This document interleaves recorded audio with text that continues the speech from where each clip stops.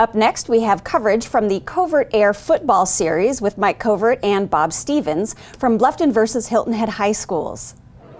We began the Friday night broadcast of the Bluffton-Hilton Head game by saying, wow, all the great offensive weapons. Little did we know the offensive weapons would be completely different than anything we would plan, and we would see so many other things. That's what we love about sports, isn't it? It writes its own script. Yeah, it's great how it played out, and we knew it'd be an exciting game. I don't think either one of us knew that it was going to be that exciting. And like you said, it wasn't the little surprise; it was a big surprise. And I'm very proud of these big guys. Always have been.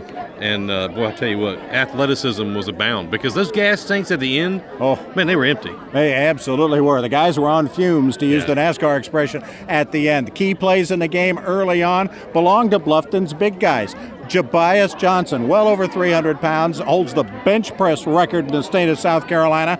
Comes in and plays quarterback and hands the ball to the guy who's usually standing next to him on the defensive line, Tyler Lindo. They get the first score. And, for 300 pounds to get that high up in the air. And then he jumps on the second score. Yeah, the second score, that's just amazing. And, again, it's great athleticism. We saw there in the interview at the end, he was so pumped. The whole team was so pumped. It's great that they pulled this out.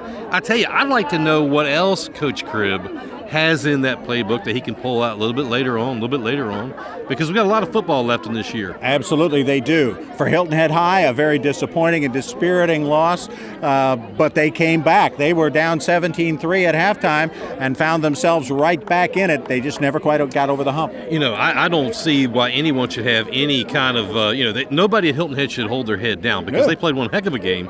They came back in a strong way, and hey, They're an excellent team. They played the second-ranked team in the state in 3A. They knew it was going to be tough. There was somebody has to walk away with the W, and somebody has to walk away with the loss. Well, and for Hilton Head High, again, all of their goals are still in front of them. Absolutely. They've got region play coming up. That's their goal. Absolutely. Win the region, go on to state, do that kind of thing. It's the same goal that Bluffton has in their region, which begins real soon as well. And, for Hilton Head, they're in the 4A region. The 4A classification. This is actually probably a really good setup for them because this is the toughest game they will play going into their region play. I would want to be, if I was Coach Payne, I'd want my guys tuned up from a caliber of play such as Bluffton High taking into the 4A schedule. Tuned up with a little chip on their shoulder now because they've got that one loss and they didn't like it and they're going to leave obviously very unhappy. Final score 25-22. Bluffton beats Hilton Head. We're on our way to Whale Branch next week where the Warriors are next to take on the Bluffton Bobcats. Should be fun. That's the Reichenbach recap. For Mike Covert, I'm Bob Stevens.